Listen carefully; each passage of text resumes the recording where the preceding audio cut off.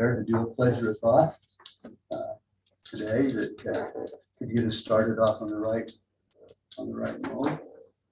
I don't have to talk, but I'll get the pledge. Okay, you'll give the pledge. Okay. I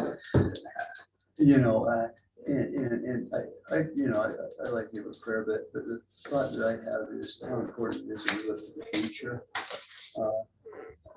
We went back to Chicago recently, my wife and I, a terrible trip. Her mom was moving from 2 bedrooms, full house, full basement, into 1 bedroom assisted living, and making that move was just traumatic. But one of the high points of it was on the way we stopped in Urbandale, Iowa, and they had a great park system there that showed real foresight. Some folks had set aside the land, and they had probably the best play area for kids I've ever seen. And right next to it was a nature trail that went up, and there were all kinds of people there who had their families there, etc. And some of the kids said, let's go, we want to look, and they wandered down the nature trail, and they had different things identified on it and so on. It was really a cool thing. And that was a result of foresight, protection of space, and dedication and planning, looking to the future. And I'd sure like us, as we look ahead, to kind of keep those things in mind. Actually, I'll have a little presentation for that next week. But it was great. It was a great place. And what was funny was we couldn't find it. We stopped at the convenience store and says, well, we've got some food, where can we go? What park can we go to eat it? We couldn't find a park. So we stopped and asked one of the people living in the area. And he said, gave us directions to it. And he said, I am so proud of that park. My grandkids love to come visit me because we always go there. He says it lets them see nature, it lets them have a good time, and there we go. And they, and then so, my thought is that we need to look to the future. We need to protect what we have, and we need to consider that in the future, for people to have the kinds of experiences that many of us have enjoyed growing up, we need to be protective and farsighted. Okay, if that's okay. Well, we do have like, Yeah, for me. I pledge allegiance to the flag of the United States of America and to the republic for which it stands, one nation under God, indivisible, with liberty and justice for all. We're grateful to have a chance to gather here. We're grateful for the opportunities we have to have input on our future, to be able to share thoughts and ideas in an open, forum and meeting. We're grateful, Father in heaven, for the blessings we have living in this community. We pray that we'll be able to protect the things that are valuable here for future generations, as well as assisting development for the critical needs for housing and homes that currently face this area. This we say in the name of our Savior, Jesus Christ. Amen. Okay. Do we have any comments on the minutes from our last meeting on May 26th? Any comments or corrections to the minutes on that? I looked through them and thought that they did a good job of bringing order out of chaos. It was, and there weren't any snide remarks about how Mark was only on the phone long enough, so we had a quorum involved, which I thought was really, was really nice. But seeing that, are there any comments or questions on the minutes? We'll entertain a motion to accept and approve the minutes. And we do have Christina online, just so you know, we've got 5. Great, super. Yeah. Christina, would you want to make the motion to approve the minutes? You were here.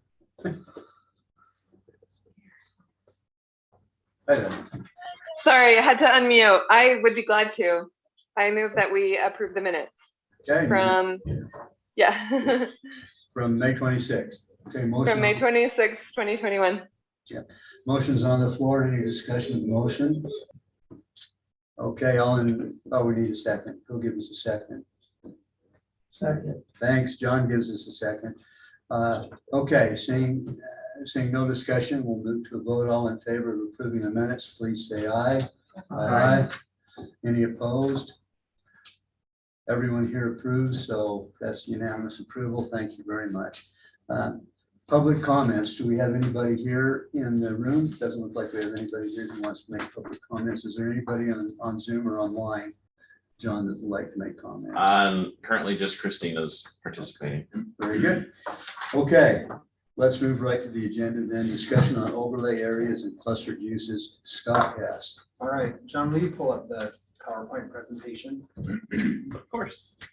So I thought this would be a little bit easier. It's one PowerPoint presentation that actually covers items 3, 4, and 5. And we'll plan for this to be a bit of a discussion and hopefully not belabor the point, but wanted to walk you through a little bit based on the discussion last time. Had some questions on what exactly those overlay areas are. So I'll give this to you, and if you have additional questions, then feel free to reach out and we can write those down and address them today. So we talked about a couple of topics. As we met as staff, we began our discussion with this idea of a trade mindset. So we're going to chat a little bit about that, and then we'll do the zoning overlays, cluster subdivisions, and transfer of development rights. And then we'll talk through this map that's sitting in front of everybody here, the North Ogden growth areas, and then talk a little bit about the pros and cons on our moderate income housing planning. So the first, just as an intro to this presentation, I've been cleaning my office out. We moved from downstairs to upstairs, and I started unrolling some maps. On the left right here, this is an April 1961 comprehensive plan of North Ogden City. And what's so interesting about this is how many of the things they got right and some of the things that they didn't, and what the foresight 60 years ago said for our community that changed over time. So this is to orient you Washington Boulevard, 2600. Of course, 2600 was connected from I-15 over in late 90s or so. It's a 2000. Relatively recent connection, early 2000s. You've got Monroe Boulevard. They foresaw having Mountain Road come around, and this is actually a parkway in their plan. That's a Skyline Drive. And yeah, thank you. And the most interesting thing to me is that you've got commercial surrounded by these brown areas are areas of higher intensity, 8 to 10 units per acre. And they actually saw some neighborhood commercial being surrounded by areas of higher intensity throughout the city on the east side. So Fruitland Drive up off of 3100. This is North Ogden, the Canyon Pass Road, and then further up on the Washington Extension. And these are interesting things. I think staff will probably be bringing up with you at a later meeting some ideas about neighborhood commercial as it relates to the resources that we currently have. I mean, the fish farm in many ways is a neighborhood commercial, kind of an outgrowth of like a fruit stand. And so really interesting stuff. And then we have, the new plan here on the right to consider. So the first is this idea of a trade mindset, and really just getting into the ideas. You think about forward thinking and planning is, it's not about what you lose, but what you can save. So the majority of North Ogden, I would say the writing is on the wall. We have a very well-established single-family neighborhood grid pattern, not necessarily grid pattern, but a fabric of single-family homes. And so at this point, it's how do we accommodate between now and 2050, or now through build out, doubling essentially of the population, another roughly 20 or 17,000 people, which our build out says will be about 40,000 people. We're just over 20, 21, 23, something like that right now. So in order to do this, we have to think about the trade. You allow development, but you preserve in return something that's really an intrinsic value to you and the community. And we want to make sure that I think it's helpful to see some of the risks of not allowing, say, a greater housing choice. And some of those risks include we may lose a greater or more portion of control to the state. We're already seeing that through moderate income housing. Unknown development patterns may occur. We can be proactive as opposed to reactive in what we want to see. We may overlook a responsibility to be inclusive to a wide range of people, but also, many people who are similar to ourselves. I think I've now owned and sold a home that I can't rebuy myself. And a lot of people, I think, are in their homes as a kind of a marker of the timing of when they purchased that home. And we have market conditions that have marched away from those folks. So the discussion about the other or who is in an affordable unit is really more akin to who can afford the unit that, so many of our single family homes, what they cost 5, 10, 15 years ago. And then, well, that's basically that. So do you have anything? Okay. So I just make a little observation about the Yeah. 1961 map. Uh-huh. I was here then. Yeah. But those little neighborhood, at that point, the only thing we had was Ken's AG Market. Right. You know, by the elementary school, and the whole concept of neighborhood really float around those kinds of concepts. And as we look forward, I'm not certain that's not a bad thing to return to if our goal is to create a sense of community, so that not everybody has to drive all the way down to Smiths and all the way back, Right. but has some little clustered opportunities. And as you look to a lot of communities, you see that. And so I don't think we ought to hide from that possibility. Great. There's a lot of real positive outcomes. Great. So beginning with the trade mindset, we're going to ask you a question, and that's, what do you love that you want to save? And I'll just ask everybody around the table. Do you want to give me some answers of what you love, or do you want to see what staff came up with first? Well, I mean, the first thing that comes to my mind is the mountains and some of the nature that we have, and ways to preserve it. But, I mean, the biggest thing, the hollows across the street from my house, it's Parkland Park. And right now, I mean, they're just on the verge of, Nasty. they're horrible, and it's an asset that's just falling apart. And I'd like to see more of those, throughout the city, preserved so that people can, we can go visit, but we've got to take care of what we have to begin with. One of the things I like, and I've always liked about the community, is that there's some agriculture. Too many kids these days have no clue as to what it takes to get food to the table. And having agriculture, active agriculture in the community, I think is really a valuable thing. And I enjoyed that as a kid. We had a couple of cows and so on. I didn't enjoy milking the cows every morning, but that feel, I would like to preserve as much of that feel as possible, because I think once again it enhances the community, but it also provides our kids and grandchildren a chance to see some things that they probably wouldn't learn otherwise. My only thought on that is, how do you pay for that? Yeah, there you go. I mean, you got a person that has a nice orchard, and basically that's their retirement. I mean, how do you make them keep raising fruit? Yeah.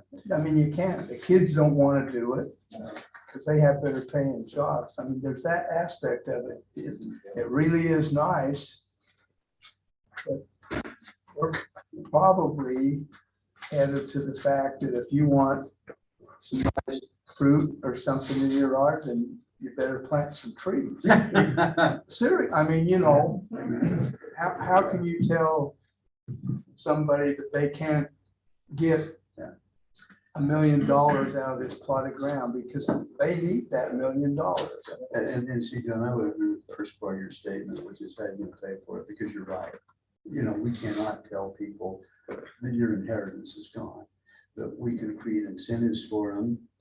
And then we can also create some guidelines for development, including a mixture of frankly high density and, and open areas right next to each other, that will let them still get as much money out of their property as they would have with our traditional little box structure. So I agree with you. We can't mandate and tell barkers can't sell the hay fields. You can sell them, but we don't have to down zone. Yeah. They sell all they want. Yeah. People The want city has honest no money. obligation to down zone that. Yeah. So they know what the zoning is in their property. Yeah. I mean, the city can rezone, but there's no obligation to downside. One of my concerns, as you talk about that, is I think there's options, and I think thinking outside the box is important. You know, and this isn't about like, oh, those who live here now, you know, we have to take, but property rights, both for developers and existing homeowners, are really important. And as we develop and look at this, I look at behind Rod and Melanie's house, and I think that's just terrible. I can't even believe that that has happened. I mean, a home was built in their backyard, and the basement of that home is equal to their upstairs. So they're basically walking out of their backyard and looking at what looks like a house falling on, you know, I mean, that is such a disservice. And so density doesn't necessarily, like, I think there's a way to do density, but I think we also have to remember that, you know, the mountains and things are a really great thing, and we don't want to just start building up to get that density So I can't. at the cost, you know, I mean, and again, you know, it's a fine line. I'm not saying, oh, you can't just build and block my view, but I think that that's something to be conscious of and aware of as we're developing, or, you know, as development happens, is that, you know, existing homeowners, they have property rights as well, and we need to, you know, make sure that the development is not intrusive, is not harmful, and it meets the needs that the city has, but it also, you know. So just, I think to provide another piece of information based on these comments, I think this is why, you know, the last couple of comments that I've made are why I think we came up with the idea of trying to work on having a trade mindset, right? Because we're trying to balance two goods, right? There's a recognition of property rights and the right to develop, but also the fact that there's assets in the community that are going to want to be preserved. You can't go to an extreme and say it's all or nothing for either of those goods, right? And so how can we look at solutions that protect people's property rights, but also give the community as a whole an opportunity to preserve assets that are valued by the community. So, Thanks, man. Let's get back to Scott's original question, which is what things about this community do we want to preserve?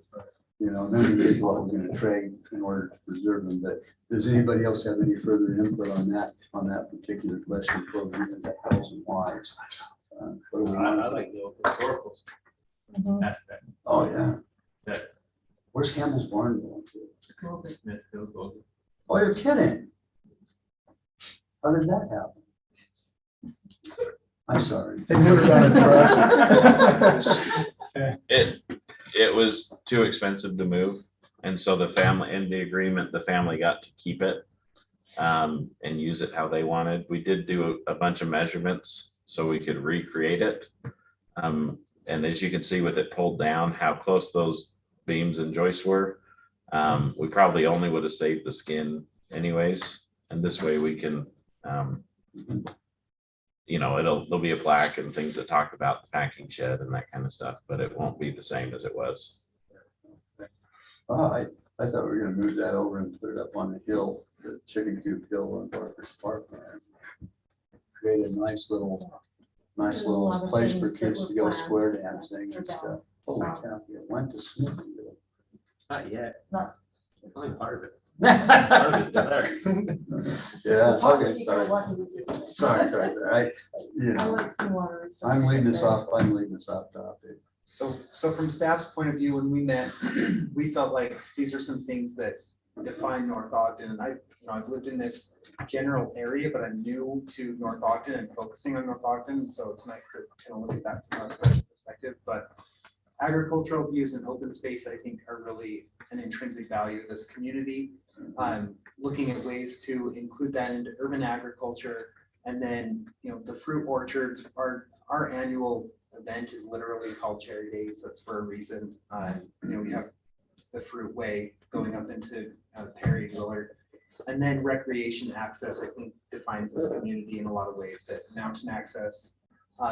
You've got hillside sensitive lands, and the idea certainly isn't that you've got a lot of private property up there. You can't save all of those areas, but you save the best. You look up there and you work with the developers to save the best areas, not all areas. And that's really a comment throughout this whole list. And then just in looking at building permits and being around the city and seeing what's here, I think water resources, it continues to come up. We're in a drought, but you also have areas of high water table. You've got springs literally popping out of the ground on the hillside.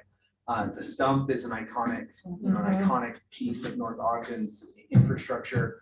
And in talking to John and then Evan through our RDA funds, there's been some discussion about daylighting Coldwater Creek. So I think that water resources and our open canal trails are a value to the community and something that is visually important to folks.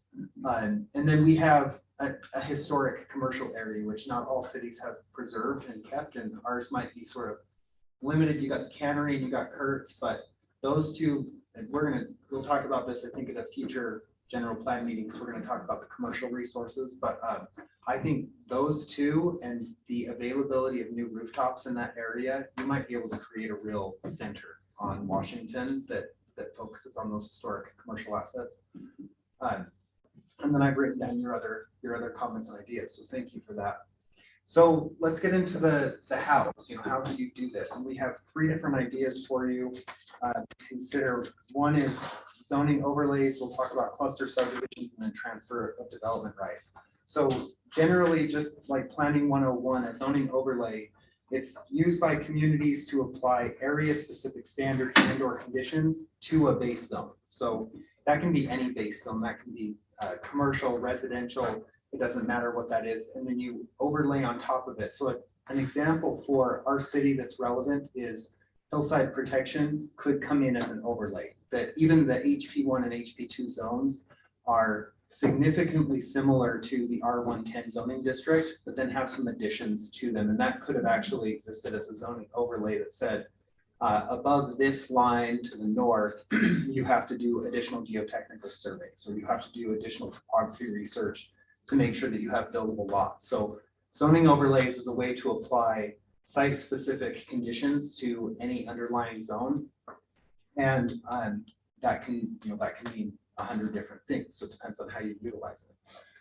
The next is cluster subdivisions, which are exactly what they sound like. So these 2 drawings have the same number of lots on them. And so generally what you're attempting to do through cluster subdivisions is save, at minimum 50% and sometimes up to 70% of the land area. And that's through reduced zoning restrictions. So you can do the standard plat it and go, or you can give some flexibility to folks. And this is a way that you can preserve those agricultural resources in perpetuity, because essentially what you're doing is you're saying on this 20 acres, you can have 40 units, but those 40 units can be nearly any configuration that you want within reason. It's not like one box 6 stories tall, but but then what happens is a perpetual conservation easement is recorded against the remaining property, and that can be through maintained through homeowners association. It could be given over to Nature Conservancy. You could have a farming trust. There's a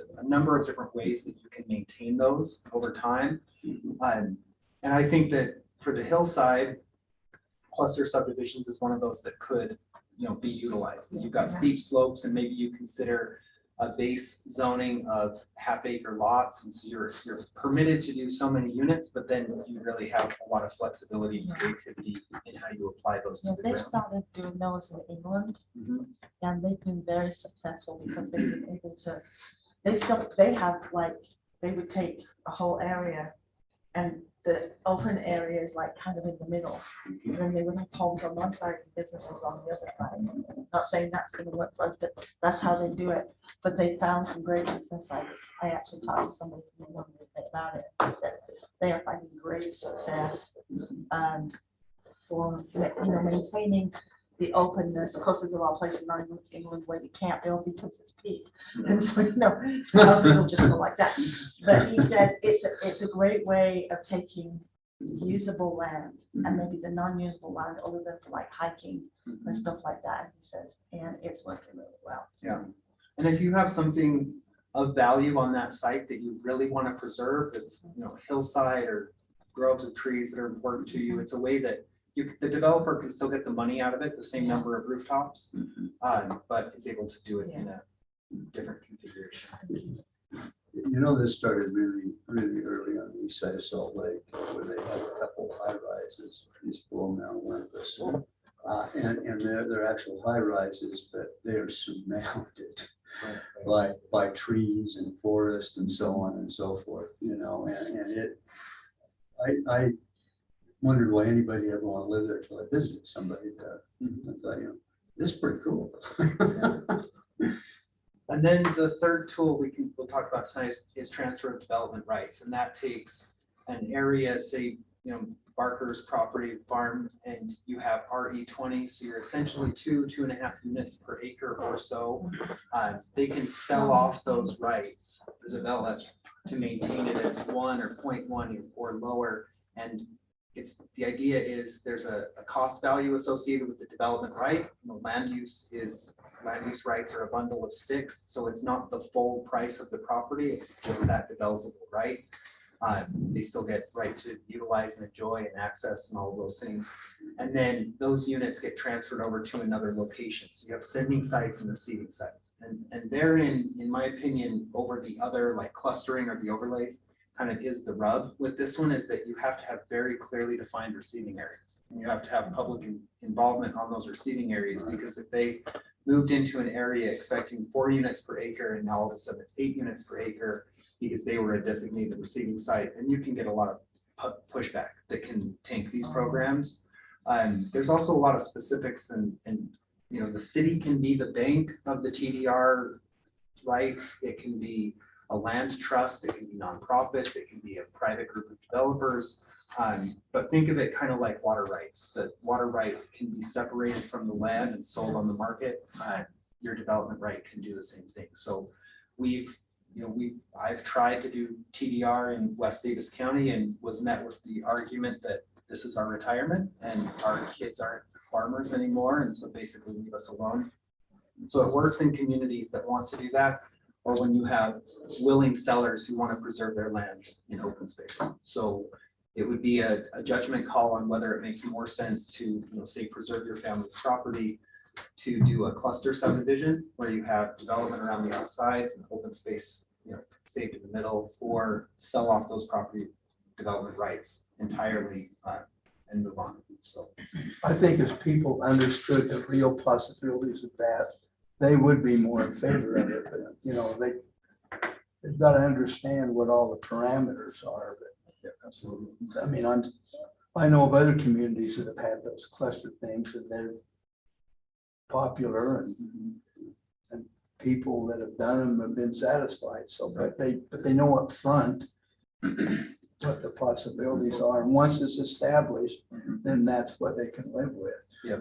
So and one of the added sociological benefits of clustering, if you do it properly, is that it creates a greater sense of community and a greater sense of interpersonal relationships. And so if it's done properly, it can strengthen the entire fabric of the community. And one they did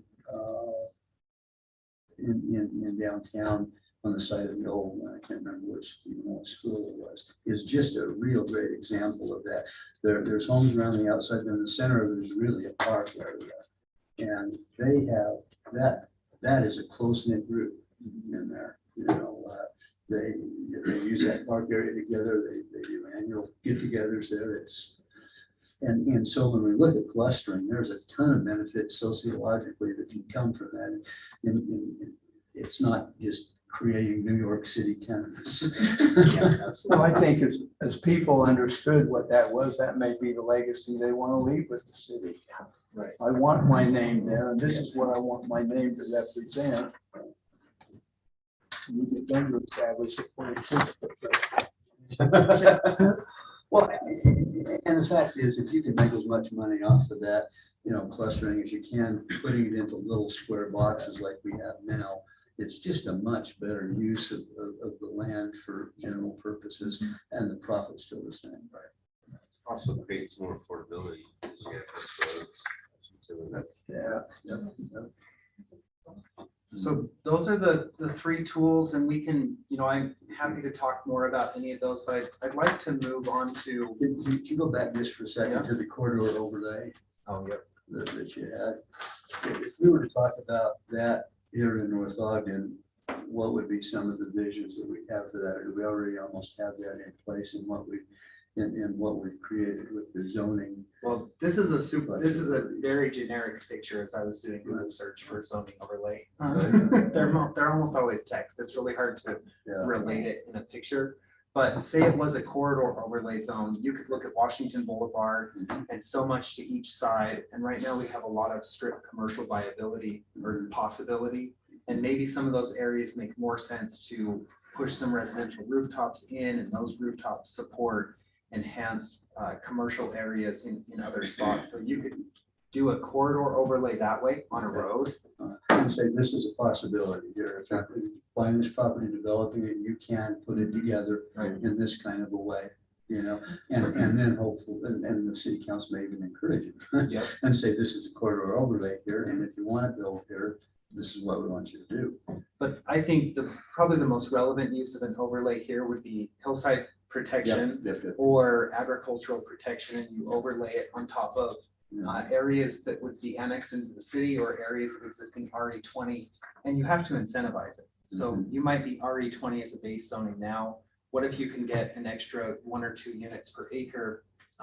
But the other side of it is you have to preserve a significant portion of that property. So you're clustering, but you're also potentially getting an additional development benefit that makes it pencil for the developer because they get 1 or 2 more units to sell at a smaller square footage. But always starting from the mindset that any of those agricultural pieces at RE20 could be today entitled as fully, taken out, no agricultural protection to a large degree in some open space, but at half-acre zoning. So your trade-off is today's RE20 and the hope that somebody doesn't want to sell their farm, or incentivize the clustering. You get smaller lots, you might get a little more perceived density, but the other side of that is significant savings in open space. So that's the trade-off. You can't make it. If we try to save everything, we can't unless we're the buyers and the developers. And if the city wants to start a land trust and start buying up land, then we can do the, Yeah, we've tried that. And they're doing that. So another example of the overlay, I'll just give you one real quick, is the 12th Street. They call it a TOC overlay ordinance, Ogden City. We own 2 single-family homes there that we've owned forever. And the overlay ordinance allowed us, if we designed the units a certain way, we could get a higher density. So we're building a 14-plex on an acre where it's R14 zoning for a 4-plex. So, but we had to design a certain way to meet that overlay ordinance.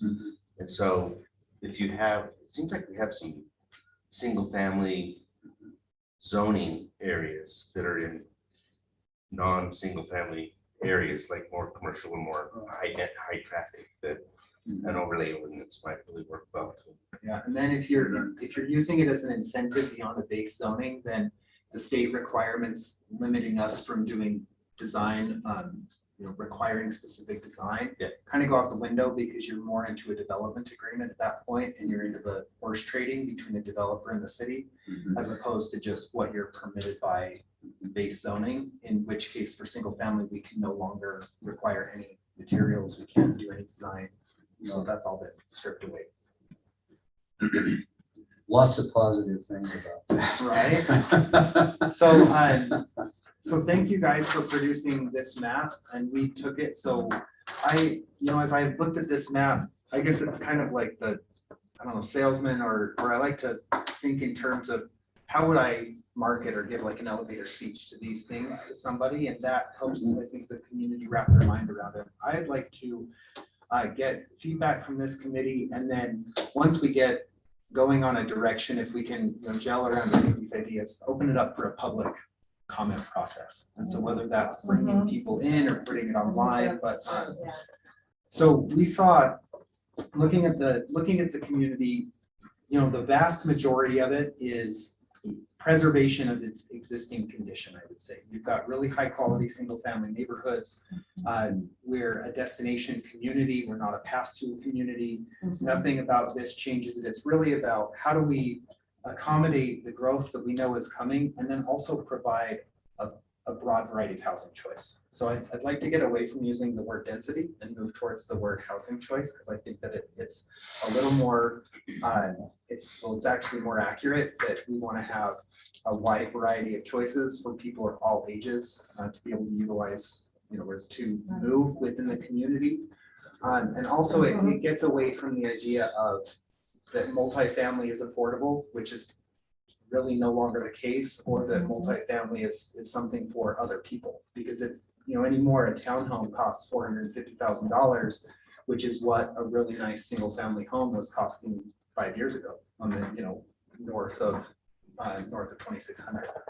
So we've got 4 areas. One is, I'm going to call it the hillside opportunity to the north. We have our city center, or kind of service oriented opportunity. You've got urban agricultural protection areas. And then on the south, it's on here, it's written as current vision, but it's really more like the gateway to our community. And that current vision came from, it's already the area that we're putting a lot of multifamily units. So I think that that's a known area that we can accept that. So these 4 areas, starting with Hillside Clustering, and this is a picture I took on the way into work this morning. So the sky's a little moody and it's kind of far away, but I've looked at this hillside from across the valley, having grown up in South Weaver and come down Washington Boulevard for 20 years. You know, I've looked at this side, and so I see that there's this hillside protection of natural resources. There's really a pretty amazing stand of scrub oak up there that's old growth. It's really hard for that to come back from. And so we know that we can't preserve all of it, but let's do our best to preserve the best. So I think that hillside clustering up there, and that may mean that housing looks different on that side on the power line corridor, that you may end up with some not high rises, but townhome type development. And those would be multifamily that are inherently not affordable. I would imagine that those would be some of the most expensive dollar per square foot housing in North Ogden, and probably in Weaver County, and even would rival areas of Park City if you really, you know, have those views up there. But the benefit on the other end, again, is it's like a good negotiation. Not everybody's happy, but everybody can live with it. Is that you preserve open space, ability to recreate up there. This is interesting. This is, it looks just like today. This is actually a 1962 photo from Ben Lomond Golf Course, looking at Ben Lomond Peak. And again, you get this really clear, like hillside grasses, and then it's just outside of the view, but that stand of scrub oak up there's been there forever. Yeah, the only trouble is Frog Rock now has a house sitting on top. So you can see. Yeah, that's kind of deteriorated already. Yeah, that view's already gone.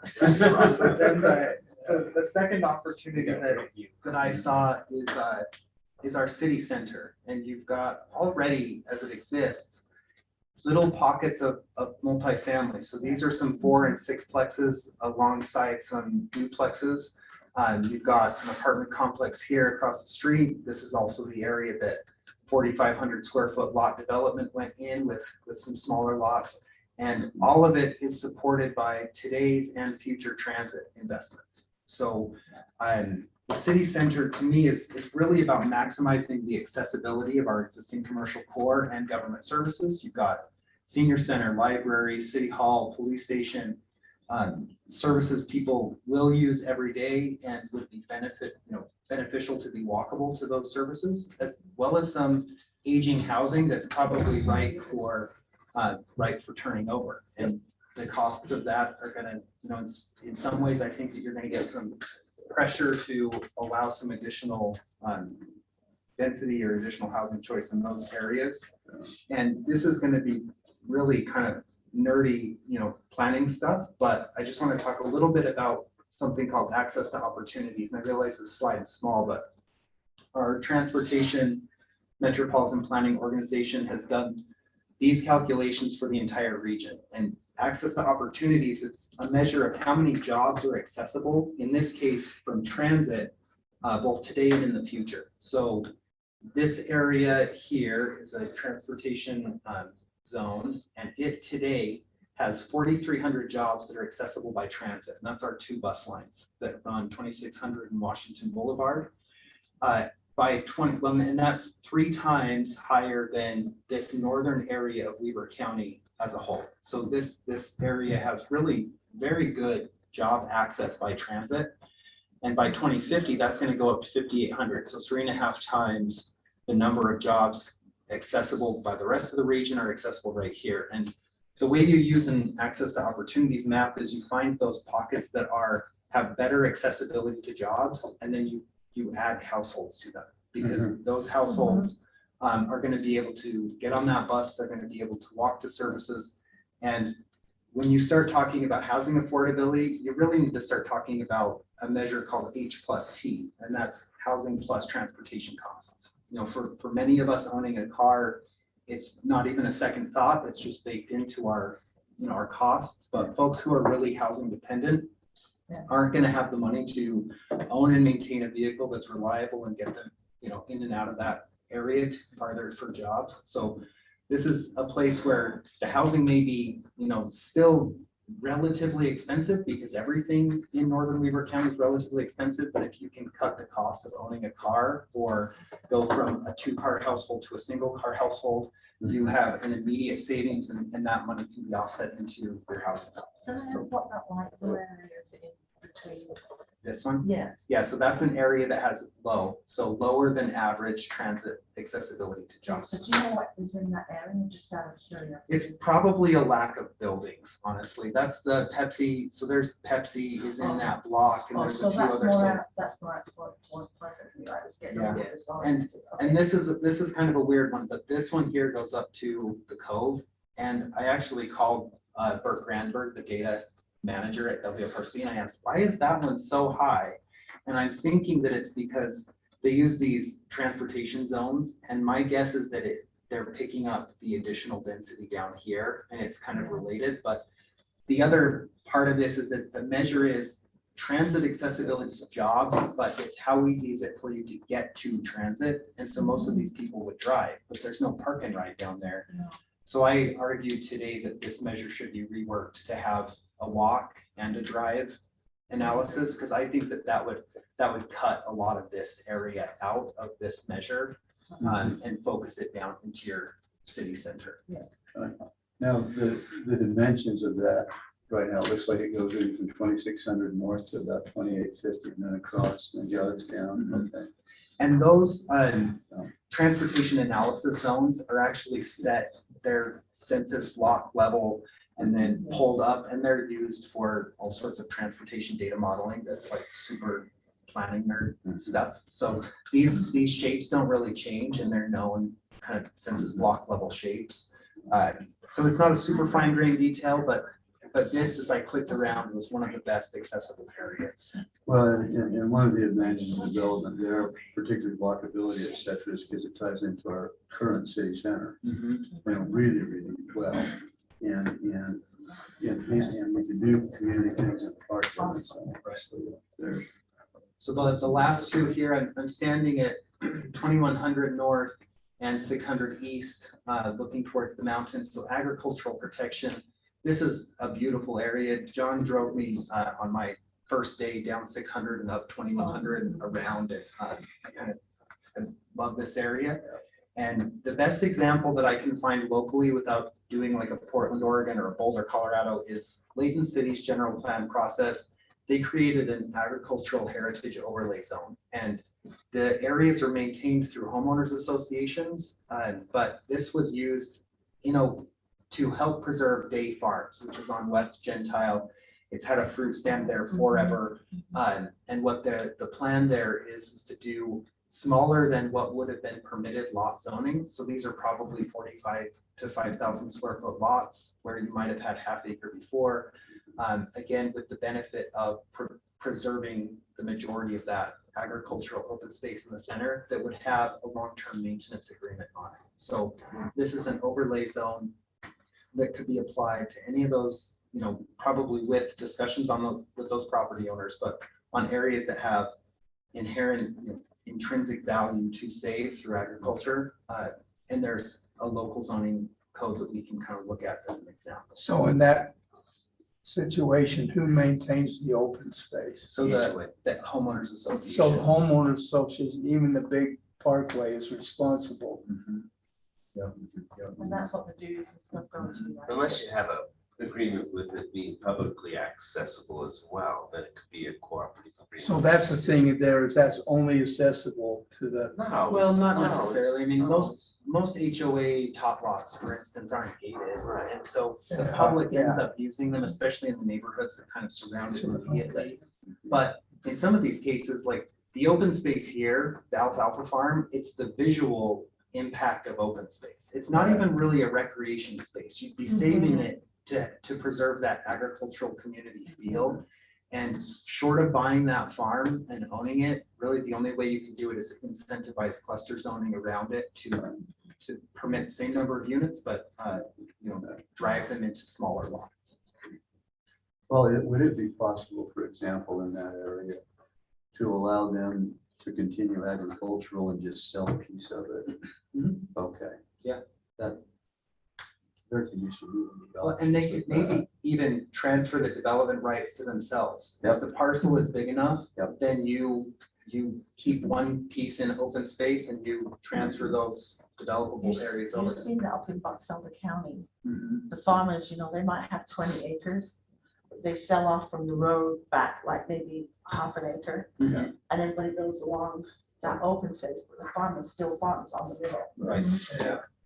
So, and they're not all half acre lots too. Oh, Some I of like them- There we go. And then this is our community gateway area.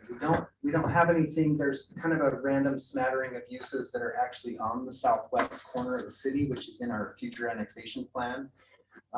But this is Village of Prominence Point, which is going to be surrounded by another 400 apartments around these bits and pieces here. And the idea is, this will click just one time, that we focus on a true gateway, thoughtful consideration of our entryway areas to create a vibrant district. And that can be done in conjunction with the right commercial and the right rooftops and, community spaces that create a real open space feel. So this is a little, community village type of thing where it's a mix of probably some ground floor shops. This is apartments above, all apartments in the back, and one dedicated commercial and office building on the corner. And so this, something like that, or what meets the community's vision is absolutely possible down there. And you could do it again as an overlay that requires commercial and performance of those commercial areas, which Village of Prominence It looks Point a is. lot like when I think of Village of Prominence Point, what was That's shown. kind of what we thought. What you were gonna, what it was gonna get. Yeah, Because I'm like, I can handle that. I can see it in my, it was a lot like this. Which raises the question, how do we stop that from happening? I was gonna say, is From the what- vision. yeah, what point is that development already It's agreed past that. to? It's past that. Yeah, you're When gonna I- get a C-store. When I talked to Jack Barrett, though, he said the C-store was actually originally there from the very, very beginning. So. Yeah, it has a development agreement, so it's pretty low. Remember that? There was a Doesn't commercial build. Yeah. corner in the development agreement, but they had And they some. had a beautiful glass building. We also had a gas station there. Yeah, it was like, I think there was a gas station. Right. And a car wash. Planned it from the beginning. So that's items Kind of like 3 and 4, and really looking for any feedback or comments on what we've proposed here on the map. If you have questions, comments, concerns, so that we can address those. And then hopefully return you back a clean copy of this map. So this, I'm just asking on this piece, this piece right here, where is that the Browns? Property, is that still in the county? That's still in the county, that hasn't annexed. Okay. Anything that's straight white I color think is it's ground Browns. county. I cannot, yeah, Brown Browns. It's in the city. No, it's not. I think it's okay. county. Oh, no, I think the other Browns. Yeah, half of theirs is in the Yeah, city. Ginger, yeah. Yeah, so that's just, I just want to make sure I'm oriented right, so, okay. And I had circled some of these areas, just looking at Yeah. undeveloped areas. Mhm. You know, it's not, this isn't perfect location wise, and then this little bit right here is the swale that's up there on the hillside. Mhm, yeah. So, And so, you know, this is our first draft of this map. right, It took us forever to get everyone to just start going down, and this is our first draft with the intention of starting to work through it now and piece it together, and so I appreciate that. Yeah. So are these two areas, it's just the white part or the whole thing just highlighted? I highlighted the whole thing, and even down here, this is that alfalfa farm on But- Sixth. But like this is only white, but really the whole thing is white, you just Yep, I just highlighted highlighted it, the edges. okay. The whole thing within that block. Yes. So right here, we were told that there's going to be an elementary school right there. Yeah, so there's a little piece, it's actually in the city, it's right here. There's a Weber County Okay. owned block. Mhm. Yeah, I was looking at that on the GSI, and the city has this, but the county or the school district or whoever, they have, you know, but it's more in Harrisville.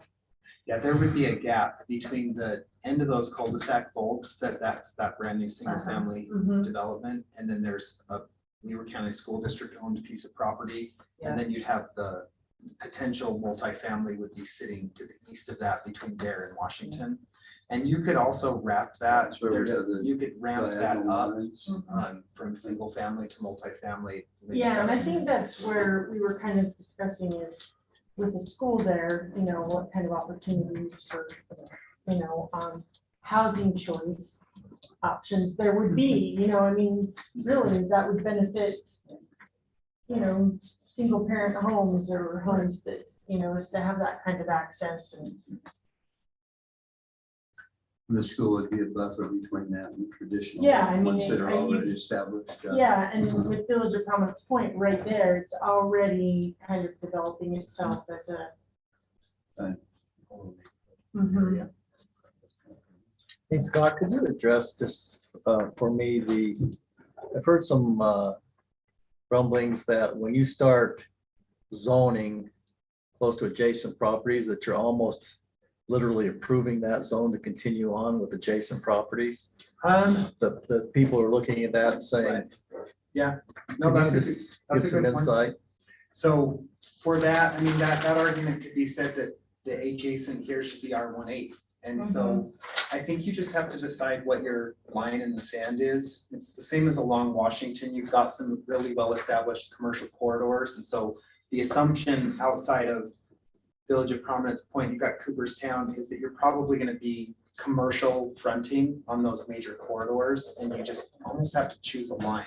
But you're right that you could get kind of like zone creep into these areas. The nice thing is how developed this single family neighborhood is, that you're really not going to be able to impact beyond and into it just because you've already got established homes in that area. So you would choose from this point on, you're going to have a transition and maybe that's R2 and then ramp into an R4 or an MPC. Yeah, let me just give an example. For instance, when Mr. Hanson came in and wanted to have R4 zoning there up by the old Public Works building. Yep.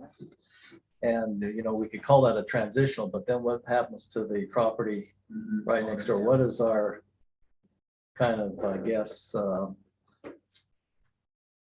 perspective obligation to continue to zone along those lines? That's a good question. And the nice thing is that the city doesn't have any obligation. You have great latitude in zoning decisions. The city council does. You could put an Really overlay good to hear. zone in that area. We don't just have to go, yes. That's a good thing to hear, yeah. You could put an overlay That's zone why in we that have area zones, that right? would enhance the quality of housing. Right. And make sure that it can appreciate the value And of the area. And maybe, Just west of it. I know that, you know, with the city council's discussion, John Hanson's project, they're gonna rethink that product. But I think if you're gonna do something along the lines of like a city center services type of infilling, then you choose a point, and whether that's a walk shed or a distance, and you say you know, kind of from this distance in, it makes more sense for transit accessibility and services accessibility to be of a higher, you know, higher density or additional units. And then from this point back, it's the transition into our single family neighborhoods. Because the argument always seems to be, well, you know, this is just adjacent to an R18. Right. Yeah, You know, we're saying, well, just as an example, we want to keep this RE20. Well, the argument is always, this abuts R18. Yeah. And so that's okay to do this. So that seems to be the rationale that's often used.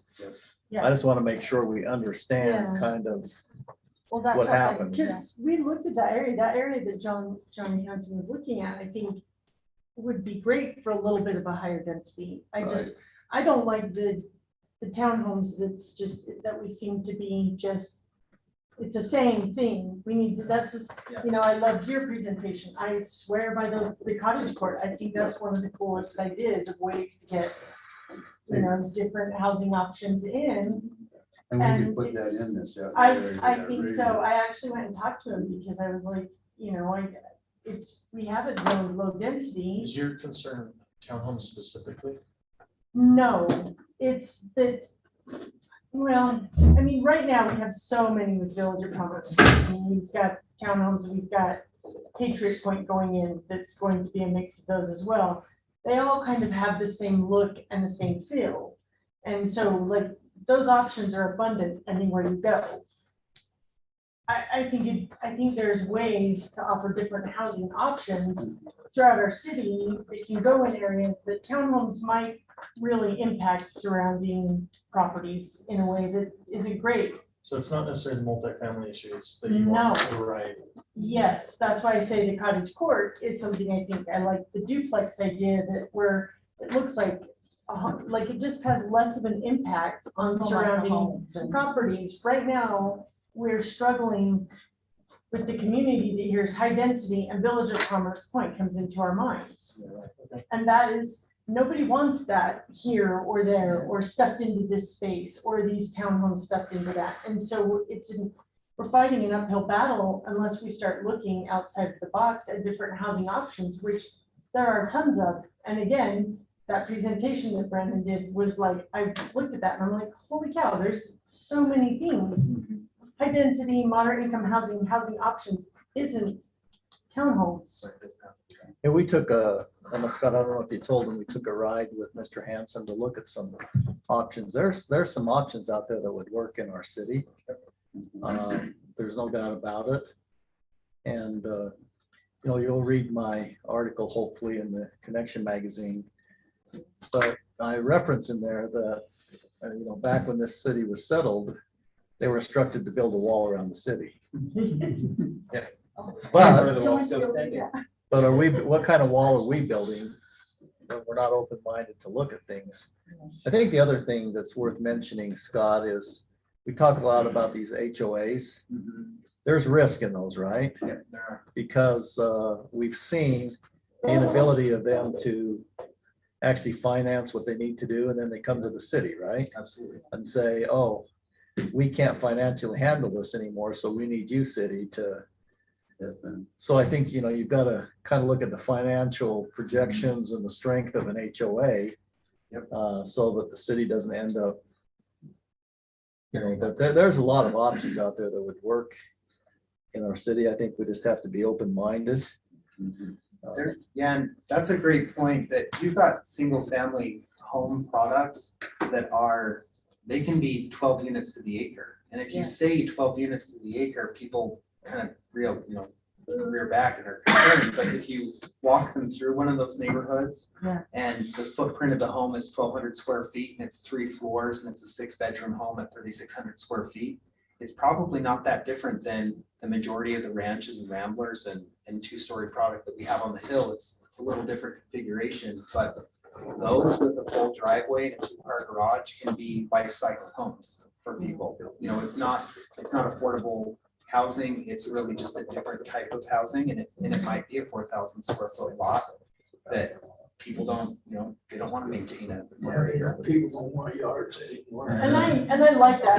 The thing that concerns me though is the 3 levels, like that would need to be you know, because, Well, no, I mean basement, sorry. do you know what I'm Basement, saying? But two-story still, home. yeah, and even, because, you know, like I said, watching when I drive into my neighborhood, I really, Melanie, you know, I would rather higher density built behind me that was, you know, not, I mean, just because it's not high density doesn't mean it's not invasive. So I'm realizing that it's not necessarily about density or any of that. It's, we just need to be smart and look at the surrounding properties, and there are ways to build and develop and, you know, places where certain things fit, and, you know, it's just.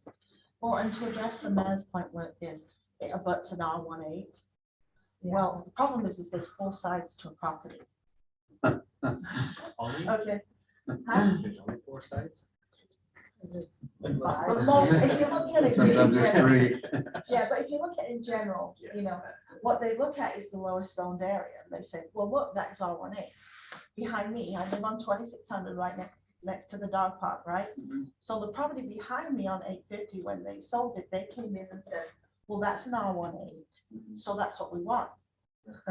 I said, well, that's nice, but on 3 sides was RE20. So doesn't that outplace the R18, you know? And we fought for that, went from 32 homes to 15 homes, and I'm fine with it. Because, you know, I came in and I said, wait a minute, you keep talking about it's an R18, but 3 sides are RE20. And so I think sometimes that is what creates some of the things is they find the lowest one, the developers, and say, this is what we can put in here, because that's what butts it. Yeah, you know, that's, so- that's the biggest fear of giving, joint density, any kind of higher density in that section. But it's right across from Bicentennial Park, it's right there in, you know, and so I think what he's showing right now is definitely too high of a density. I think there's, but I think the concern is, well, then you're opening up all of this farmland back here to that zoning, and that's the biggest fear. Not necessarily that a higher density would fit in that area per se, but it's then you are opening that door for the next person to say, well, that's that, so, and then it's just gonna creep all the way into the farm. And if you know, if the farmland between Ben Lomond and Alberta is what you want to save, but those properties have developable rights under RE20, is there a way to look at clustering those? Right. That you permit it. I think the hardest part, and this goes back to Mayor's comment on HOAs, is these types of clustering of TDR, of overlays really work when you have opportunities to develop more than a onesie-twosie parcel. And That all those seems little to fit infill the parcels community. are really hard to master plan and get any cohesive amount of open space. Mhm. And it's in Utah especially, it's really hard to tell a developer, no, you've got to wait until you have 5 willing partners to come together and develop this, but. Well, yeah, what you were showing fits right in here, with- in my head, like, it's great in through where all those farms are. As they will eventually, I know there's such a huge concern. Well, and Steph, as we talk about this, if we're gonna have an active, vibrant city center, there's a lot of folks within walkable distance of it. That's where you gotta have density. Well, that's Yeah, what you I'm have to saying, have where it. Johnny is Yeah. proposing, is right there, and it's walked, it's right across from Bicentennial Park. If that road is eventually closed, that extends, I mean, it just, there's a lot of things that work about it, but it's just, But there's The different, townhomes. there's a different way to do it. yeah. Right, you know, in the cottage layout and so on, you know, the courtyard layout would be great. I think that's so awesome. I could imagine like Yeah, quite a few of them there. There's one up in Ogden that's like from the 50s. It's pretty run down, but it's such a cool concept. One of those was for sale for over almost $400,000. Yeah, that's insane. But, 1,700 but square it's foot still, home. it's an option that's not a townhome, you know, that gives the feel of a bungalow or something that is your own. No. And I love the, you know, the Firefighter little can't even afford that. grassy area in between, and it's got one driveway. So it offers different feels, but something like that could be put into more of the single family homes without the impact of dropping townhomes in there, because that's seems to be what we do. I mean, that's what the developers keep bringing us. When I say that, I don't mean that like, No, that's good. Well, it's because nobody's helped them shift, have a paradigm shift. did you see me? Oh, you were there. I ran out after Johnny Hanson and said, here's some ideas, think outside the box, let's go, you know. I really did, I did. He actually got really excited. He did, and he's been talking about, I think that he wants to be an active partner with the city and develop product. Cause that- I figured he needs, we might as well talk to him and Yeah, say, absolutely. try something. Well, it's, you know, you can be. You just sell them. I don't want any of that. He actually said, do you want to go for a ride with me? And I said, absolutely not. We actually had that conversation about being proactive versus reactive. Yeah, that's what, And you I mean, may, that's, you know, you might bring in a coalition of developers and home builders and say, what are the products you're building in our surrounding communities and how can we make sure I that those figured what fit? can it hurt? Yeah. I mean, he's, you know, he's He does a lot of he's projects in bringing, North yeah, Ogden. I mean, he has so many and it's like, we can't, he's doing that. So why not say, hey, these are awful, we're tired of these. Could you look at something like this? Start thinking outside of the box and maybe you'll get a better reaction. Particularly because there's more crop in it also if you do it right. Yeah. And that helps people see. the Well, vision. I just, that's what I figured. Blake said when he came up to me after the, he's like, I was worried about you. Are you okay? It's like, I'm fine. Well, I appreciate what you as the city has done, Yeah, I like putting this the- so much. kind of taking the rough edges and smoothing them out and asking the right questions and kind of making us look at it in a I'm different seeing light, you things know, in like such, different ways. housing choices, you know, instead of. What are our next, what are our next steps now? It wasn't, you know, Brandon, Kai, myself, John, the mayor, we had that, you know, that drive around. So if you have any other comments Yeah. from staff, I just would encourage you guys. Yeah, I just had, to circle back to the mayor's comment about, you know, how do we prevent the zoning creep? One tool to look at that, even if all it does is change the context in which decisions are made by the council, is just looking at refining our general plan rezone guidelines. Because there's a couple of them that I noticed, I feel like you could say they could be interpreted as either circular logic or self proxy, so to speak. Because like one of them says, like, you know, it should be similar to what's next to it unless the area is in transition. Well, the decision itself determines whether something's in transition. So it's not a very, you know, it's not very precise in giving you guidance because it all, whether an area is in transition depends on the decision that's made. So anyway, that's just one example. That's a good point, Brandon. And, you know, maybe I forgot, but I thought one of the things this group is going to bring to the council, of course, this map, and we were looking at vesting the zoning. Yeah. So whatever, you know, the group recommended, the council was going to look at and say, okay, we're vesting this zone. And so don't come and bother us for a rezone So I have unless a there's some question, mitigating though. circumstance. Isn't that? Yeah, so investing, so if we were to say something like, vesting all of the, you know, if we vested this and this zoning stayed what we have, but we put an overlay of a city center that included that little bit that Johnny Hanson wants, but it left out the other and said, however, this is low density unless, but these options are available in this city center overlay. Right, yeah. So I mean, and that would exclude any kind of zone creep because it's low density. However, the city center overlay is exactly lined out and it falls in that. So he could either stay at low density at the RE20. I've got to get rid of that because I do, the density thing is really such a, it's a red flag with everybody, so I like that. Or you can do, you know, different kind of zoning and housing options with the overlay. And we can increase the density to so many can be open. Well, which is that's, the win. well, Which is that's, the win of it. you know, and I guess that would fall over here on the RE20, you know, you could do another kind of overlay, but it would still hold that lower than, you know, the RE20 zoning. Right, But but then you cluster it, you can put those units Mhm. on the property. you give it to them as an option and, you know, Can I ask Scott and Brandon a question? Is the concept of coordination between one area and another really becoming outdated these days? And is it really that, is it really gonna be that important as, you know, as we move forward?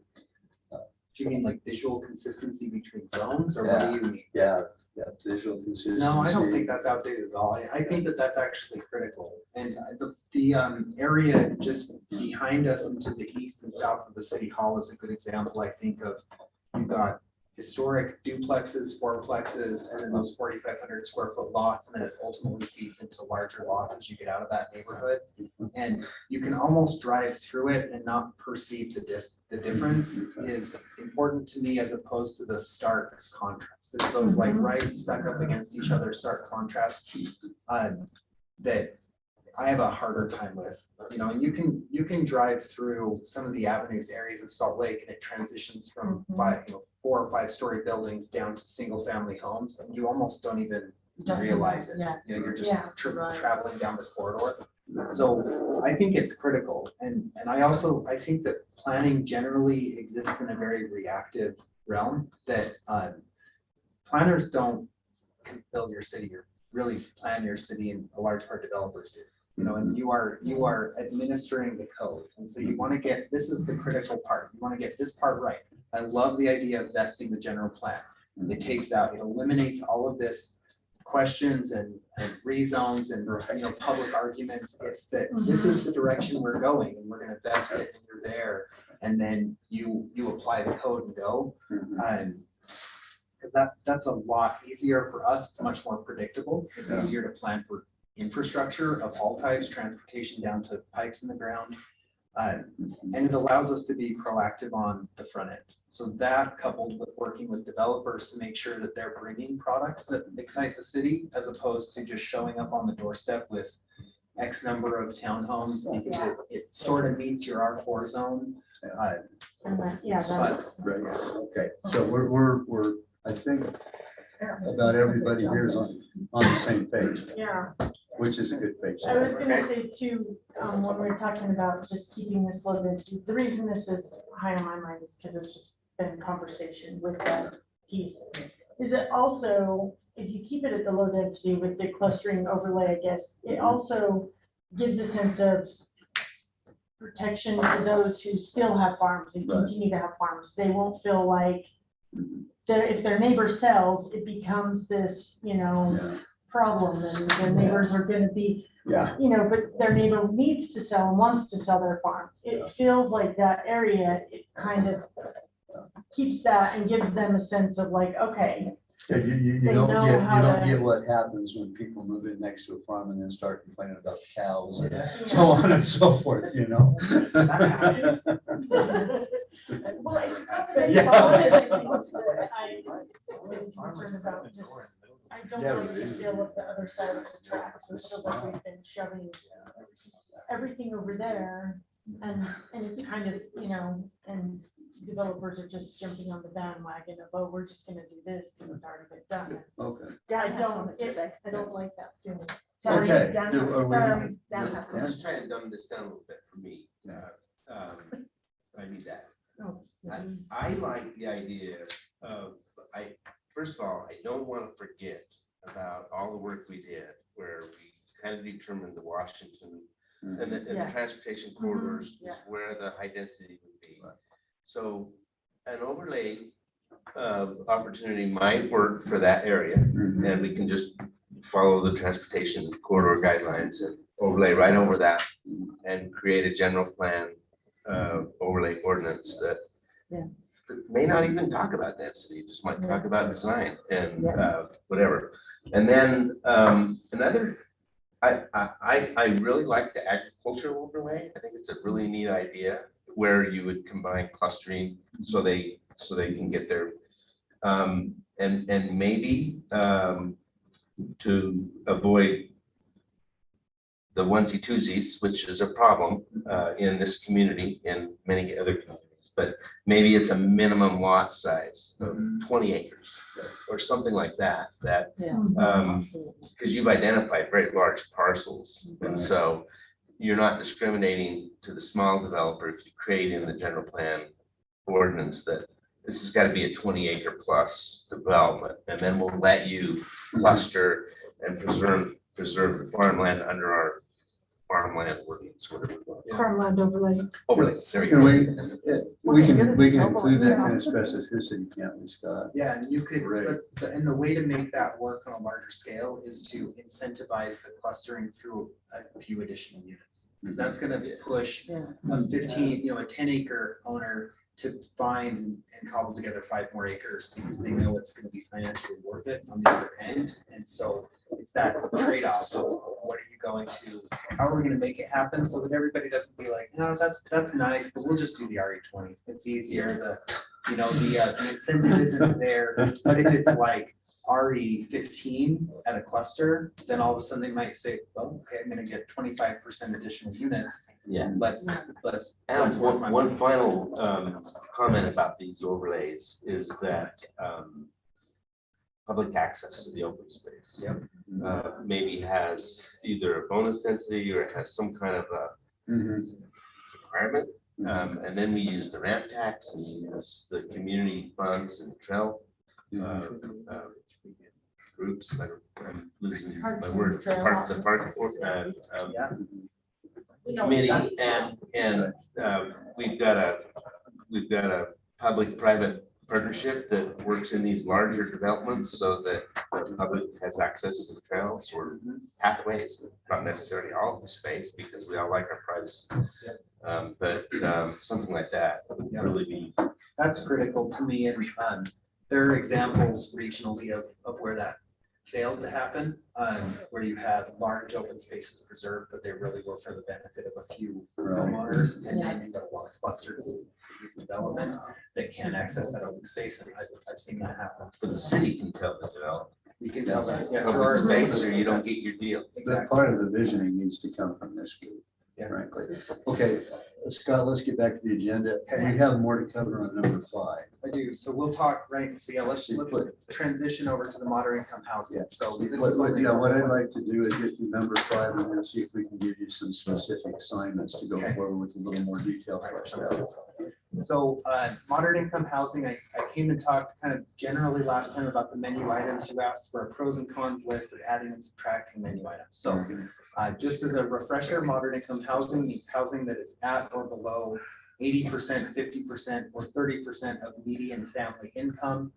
We were counting on the left for a single person, $31,248 is the median income. For a household, it's $67,244. For North Ogden, it's a little bit higher, $33,371 and $81,198. Now, because I'm still looking for a house and I live on UtahRealEstate.com, I thought I would do a little analysis. So on Utah Real Estate today, there are 13 active listings in North Ogden. This is all of the housing that's available as active. There's a handful that are backup offers, but I haven't seen very many real estate transactions fail in the 3 months that I've been attempting to buy houses. So you have 4 listings that run from 355 to 389. They are right in this area of the city. They're kind of the older homes. Most of them are older, between 3,300 and 2,600. You have 4, and then there's nothing. Then there's nothing from 400,000 to 625,000 in your city. 625 to 729 is 4 listings. 4 listings, 760 to 915, and you have $1.15 million listings. Beautiful, beautiful home right here. That includes the duplex down there on Washington Boulevard that's vacated. I think that's the 1,150,000. That's yeah. That's yeah. That's because it's 2 units at $5,000 each. And they're beautiful So- shape. So I won't point to any individual people, but the question I kept thinking of is how possibly can our city employees live in our city? And right now, I don't know that they can. And so this is a lot of numbers, but we'll hone in on a few. So home price between these values, I ran a mortgage calculation and an income needed, and I used a 20% down payment and a 3.25% interest rate, which is a little higher than normal. And the mortgage rates do not include, the mortgage rates don't include taxes or anything else. This is just the base amortization on the mortgage. So the income needed to afford the 4 least expensive homes in our community right now is between $52,000 and $58,000. This is moderate income housing in North Ogden right here. So when I say, you know, multifamily is not affordable housing by right, that is absolutely right. You know, and the discussion about those people, when you know John Hanson's building townhomes that start at $400,000, those people are us around the table who bought our homes far enough ago that we paid $400,000 for them. So the base salaries of North Ogden employees, I chatted with Jamie and Katie today. Our administrative assistants have a salary range between $13.80 and $17 an hour, so you're making 28 to 35. Our public works folks, 14 to 20. So you're kind of starting to skirt that line. And at 5 years of experience and or they're really a go-getter and they get their certificates, you start to reach the $50,000 range, which is just beginning to touch. You're just beginning to touch as a single employee a house in North Ogden. And our police start at 19 and go up to 27. Again, this is with experience, the 27. So you're 40 to 57,000. I mean, right there, if you are a single household income police officer with a few years of experience, you may be able to live in the community that you serve. So I think that, Park City. yeah, right. Well, so Park City, take Park City, for example, their housing affordability marched away from them a decade ago. And so they have taken extreme measures. The city is a developer, the city owns property and rents it back. They have cost differentials for employees. They actually pay you additional salary if you can live in Summit County and or Park City. I think the long-term, the end game of modern income housing in Utah right now is much more drastic measures. It's like 10% of the units need to be held as true affordable units, and that whether that's single family on up to multifamily. We don't have any of those performance standards right now. And I don't even know how you mandate that. You know, you'd be vouchered housing at Village of Prominence Point, but right now we do not have affordable But units. you know what that is, it's a hidden tax because that developer is going to charge more for the other units. Yep, and offset the And cost. which, you know, as long as people understand that, there's nothing free, right? Yep. And I agree that there's got to be a solution for people to get housing. Yep. But, you know, in essence, it's when you do that. Yeah. And it's kind of rent controls and in essence just puts additional tax burden on those who, the other 90%, because that developer is, I told somebody in the state legislature the other day, I was a little bit offended by a developer who said the cost of housing is going up because cities can't do their inspections or get their permits out. Yeah, that's The developers are the ones that are making all the money off this. Right. I mean, it's, So they probably never, right, Scott? You probably never made so much money in your life with what's going on. That's okay. I mean, it's capitalism, but that's true. A quick example is the Liberty Sky apartment tower in downtown Salt Lake. Cowboy Partners and Boyers developing it, and they walked away from tens of millions of dollars in incentives so they could charge market rate rents on all of their units. If they would have sectioned up 20% or 25% of their units, they would have gotten 10 years of free property tax credits along with free sewer and utilities and everything. They turned it all away Because they can make more. because they can rent a unit for $2,400 a month on the market. 1,200 square feet. Oh, wow. wow. Let's all look at that, You shall we? can't get vouchers, like developers don't want anything to do with voucher tenants because they can get market rate. And so these affordable people who have a voucher have nowhere to go. Well, I think it's important for groups like this to be aware of the realities of the conversation and make sure that you're speaking to the state legislature. Because it isn't in part of the city Yeah. doing nothing. It's a market condition. We have a market condition that's caused this. It's not NIMBYism. It's not us not permitting units in our city. I mean, North Ogden is doing our part to provide a broad variety of housing choice, even though I came in and said we need to have more housing choices. The city is doing that. And I think that I would be vocal, especially if the state legislature begins to come down on us, and planners need to talk about this. From the menu items, I have blue are my suggested areas that we should add. And the red crossed out are the ones that are my recommendations to remove, and just the quick pros and cons. So A, rezone for densities necessary to assure production of moderate income housing. I think we're doing that already. That's our MPC zone. We should essentially take credit for the work that we've done. So let's add it to our list, and let's make sure that we're qualifying that in our report back to the state. We are doing letter E, allowing accessory dwelling units and reducing the standards of those. That's become obligatory. The state did that for us. Mother-in-law apartments. We have G, encourage higher density in their transit investment corridors. Now, transit investment corridors was a defined term by the state to mean fixed guideway. That's rail or bus rapid transit. But I think that we take, say we get the city center services opportunity and we start to infill there, that would be our standard. Preserving subsidized units. The city does not have one subsidized unit in the city, so we need to eliminate that. So there's no real pros and cons there. I'd say we potentially add N, participate in a community land trust program for lower moderate income housing. Brandon talked about this a little bit, that the land trust owns the land and then sells you the structure, and they limit the increase in value of that home. So the property owner does sell it and leave with some equity, but it's not running through the roof on that. It holds it in perpetuity, really, in a more affordable unit. Implement a mortgage assistance program for employees. The city reviewed that in the last plan and said we just don't have the budget. That's a really difficult one for almost any of our cities.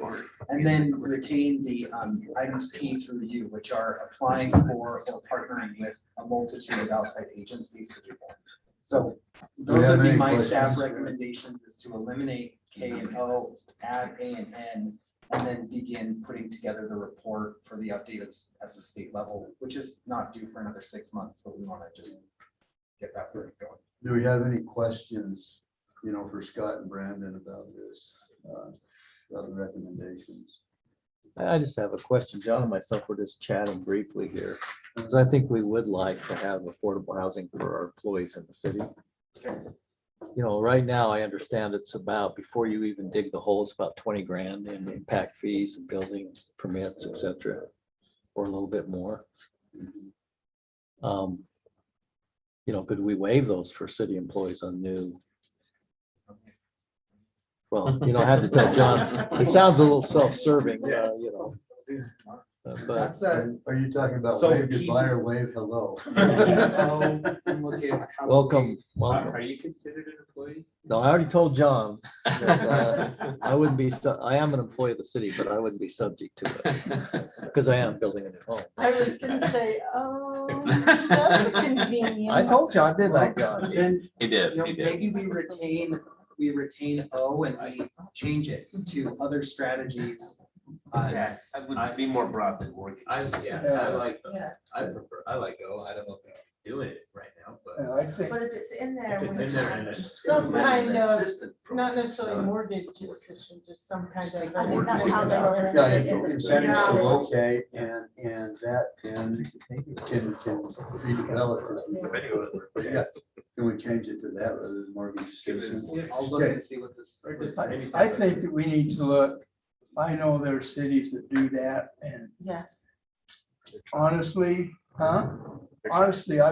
when I worked for Ogden City, they had that for firemen and policemen, and Mhm. it didn't do that much. It's tough, but because it's usually never enough. Yeah, I mean, yeah, it's, But it's, I mean, It's worth an effort. yeah, it's worth investigating to see what other cities are doing, and if it is successful. Well, to Scott's Right. point, I- what's happening here is, in my opinion, the legislature is really pushing on this. And it's an unfunded mandate is what it's gonna turn into. Yeah. So Yeah, how do you deal with it? But one other question for number N, Scott, do we have administratively the capacity to do that, or is that going to increase our administrative budget in the city considerably? Yeah, putting this on the list, that really does nothing more than has us explore it. And so Okay. that might be putting some staff into figuring out how that program may work. And a year later, we decide we don't have the staff capacity to do it, or it's really a function of a nonprofit. So this more is just to satisfy the state that we're actually trying to do stuff and to show community and that we're We're trying thinking to, about it. we're thinking about it, we're trying in some areas and other areas we're like, sounds good, let's do it. Yeah, kind of like the kids say when you say your room clean. Yeah, it's, yeah, we've done that. Right. Okay, because it seems to me that if we got involved in that, we would have to increase our city administrative budget. To support. I really like if we can examine, as to other alternatives like waiving, waiving some of the initial building fees or some of the other things when folks actually purchase. I will look into that. Waiving the utility bill. Yeah, maybe the utility. Yeah, really. That's quite good. I think that's.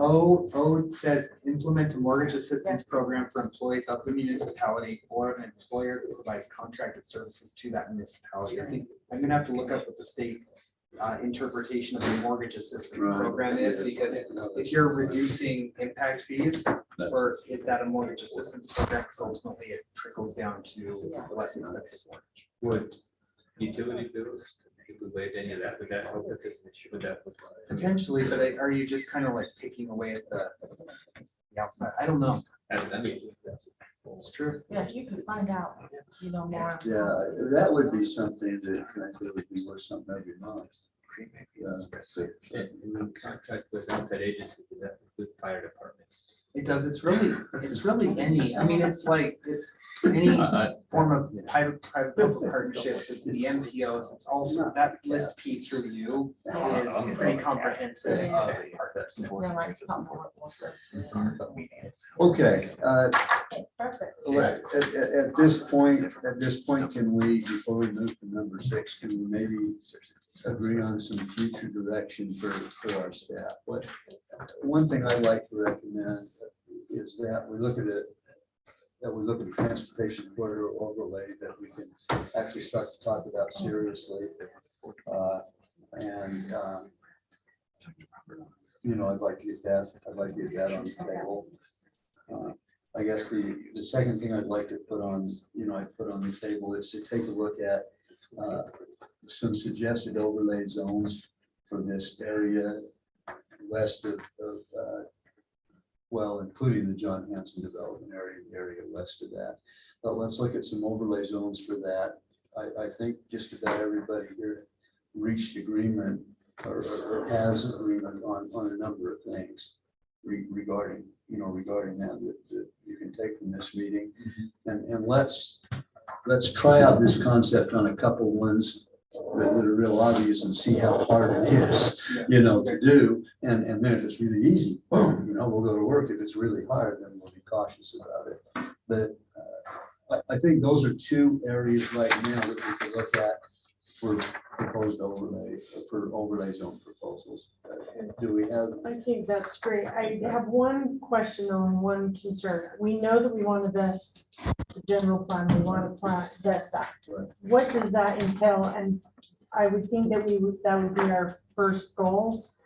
Do we do that and then can we add the overlay zones, or does it all, it has to all be done at once? Yeah, it all kind of gets added together. And then because what happens is you adopt the general plan and then you do a comprehensive rezone likely of those areas Okay. to be in agreement with the general plan, along with a resolution by the city council that says we're gonna keep this how it is. probably, So to some degree. what would be the step, what's easier to work with? Okay, we've got the zones laid down, or we want to do overlay zones here and then go back in and pin down the zones.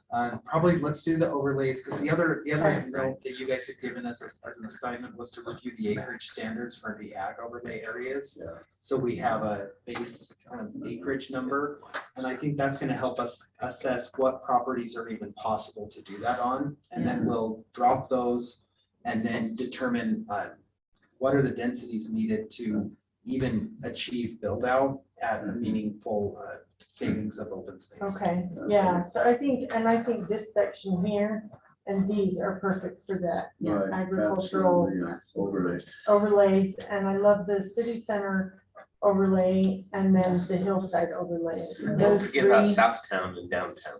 Yeah, so those would be. We wanna- we And I don't wanna- know if those will be overlays or if they would be just areas of higher density, or you set a base density down there, R4, but encourage an NPC development agreement in order to, maybe not.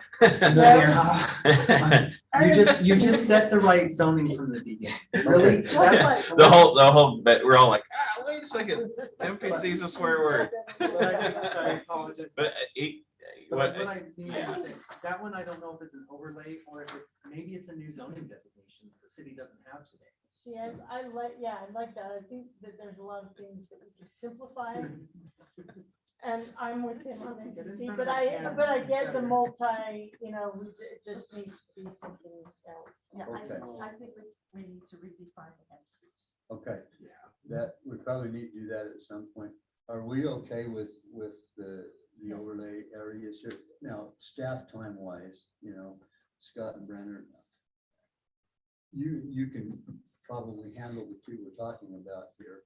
Can you bring any of the others in that are high on our priority list, the hillside and the farm areas? Do we only have, I'm thinking 3 overlays. Is anybody thinking of anything else? No.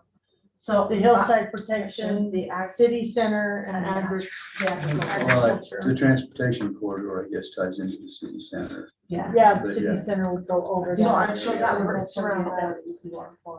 Yeah. Well, I don't know if any of these are fairly easy because I Well, we haven't have, done- that's part of, having a full-time planning director, that was the idea. Part of that idea is that we have a little more staff capacity now. Okay.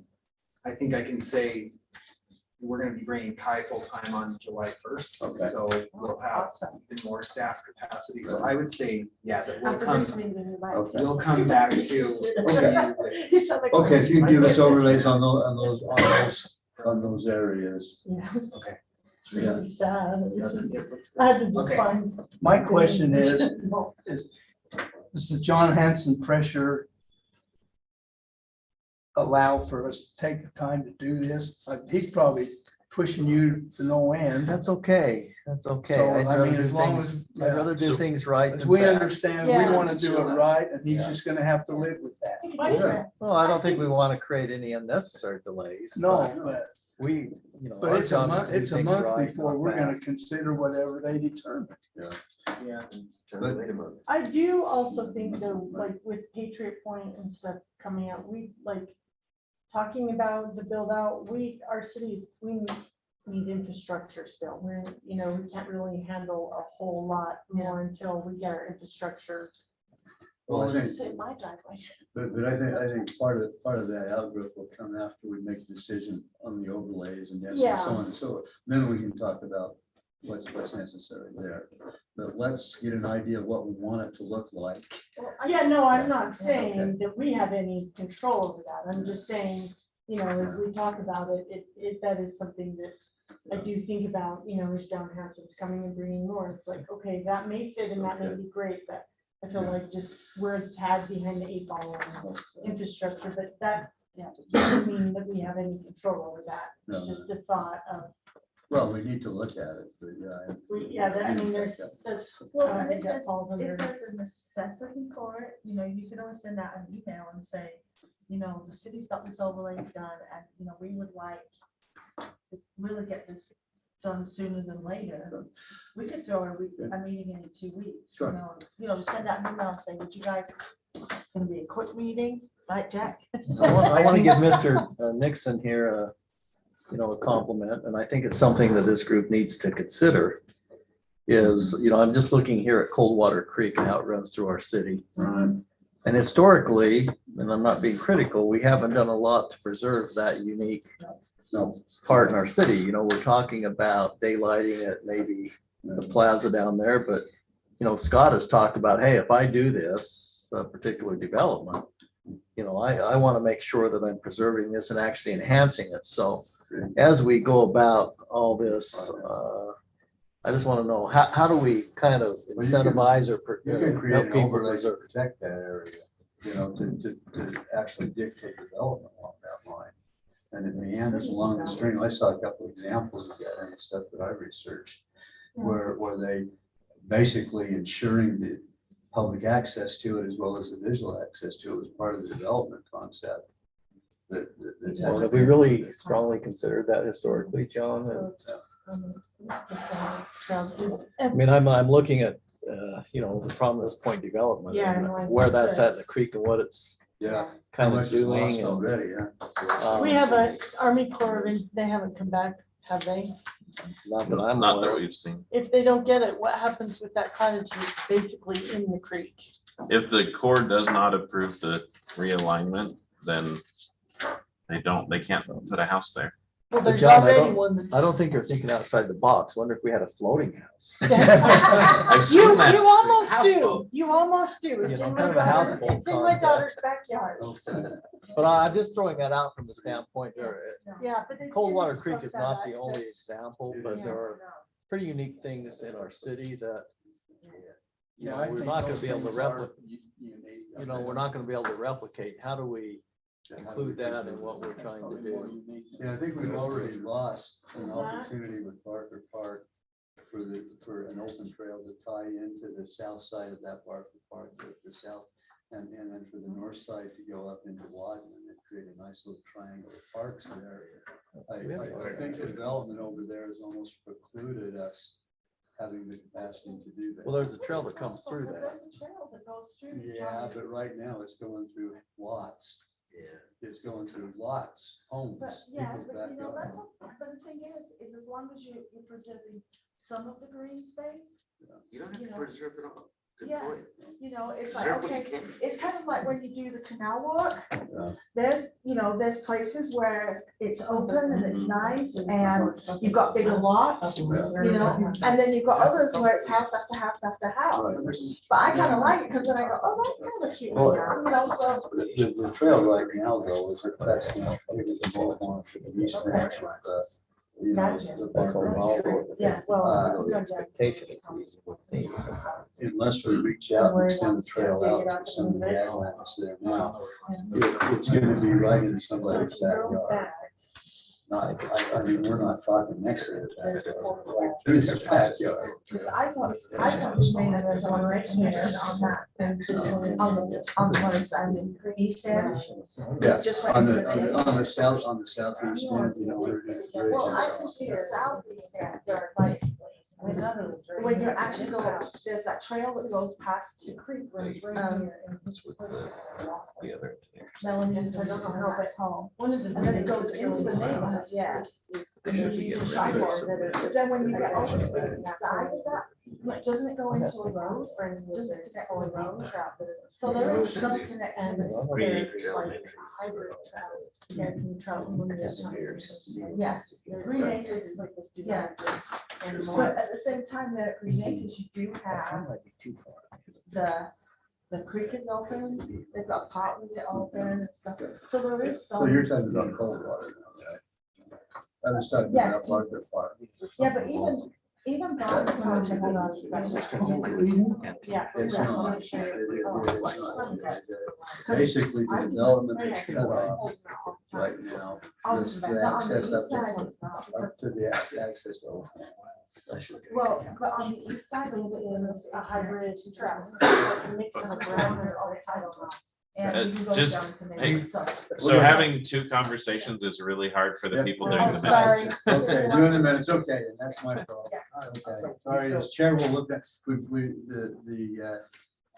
how soon can you have this ready, or is there a need for us to accelerate the process because of John Hanson's pressure? I'll try to send you guys, let's do 2 weeks, make the Okay. time and send you an email with an update. Okay. Work. Thank you.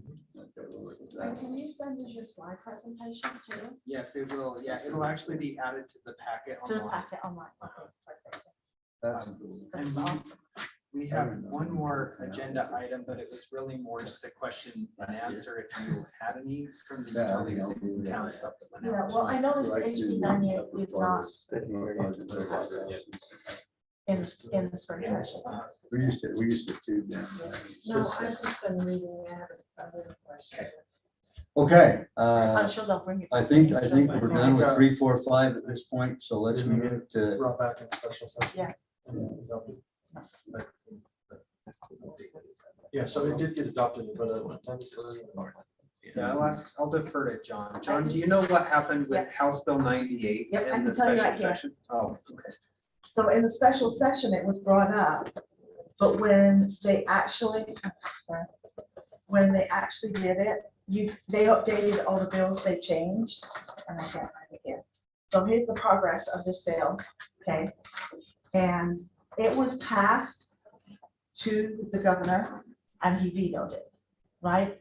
So they brought it back with, I believe, 22 other bills. I can't remember the exact number. There was a lot of bills brought back. This one is still vetoed by the governor. It's not been updated to say that it's passed. So it did not pass in that session. They didn't override his veto. They did not override his veto. So I'm sure Paul Ray will bring it back in the fall interim. I'm sure he will. So, But they did not adopt the third. so I think they gave it a new number because it had so many changes for the special session. Because they took out, It would show on the utah.gov page. okay, That because all the others that passed, Mhm. that they got passed, it shows, Okay. pass through. so I'll see what I can find, because I thought they ended up passing it without all of the private inspector provisions was the thing So that what FEMA they had the did issue was, with. what they did was, they had the original bill, and then they offered, of course, it goes through the meetings, they do the talks and all that good stuff. They got a second one, and then a third one was offered by one of the senators, and that was refused. And that's the only differences that they made on that bill. Okay, And then, they managed to, because it'd been vetoed, of course, it's automatically brought back when they do a spring session. And when it was brought back, probably more than 2/3 of the bills were not updated to be as a passed bill. okay. So there was a lot that came through that didn't. But that doesn't mean say the bill is dead. Okay, Right. let's get back on our agenda here. We're running along. That was on the agenda. So 3, 4, 5 were handled. 6, that was what you're just talking Yeah. about, and we're covered with that. Cool. We've talked about number 7 at this point, have the next steps. Anyone have any additions to those? Great. Staff, Mayor, do you have comments so we can adjourn? Just appreciate your efforts to keep our city a great place to live. Sounds fun. Okay, if there's no further comments, then we'll motion to adjourn. I motion that we- Okay, thanks, second. Thank you. Okay, all in favor? Aye. Opposed? Okay, thank you all. Thank you all for coming. This has been quite beneficial. Good discussion. I think. Yeah. I- That's all I have. Yeah, will you share that with Hey. electronic So, staff now? sorry, I missed, who motioned to adjourn? Yeah, I got it. Okay. I I just saw you seconded. call it Okay, by perfect. step. I don't want that. Oh, you got it written down? Oh, perfect. Down objective. Yes.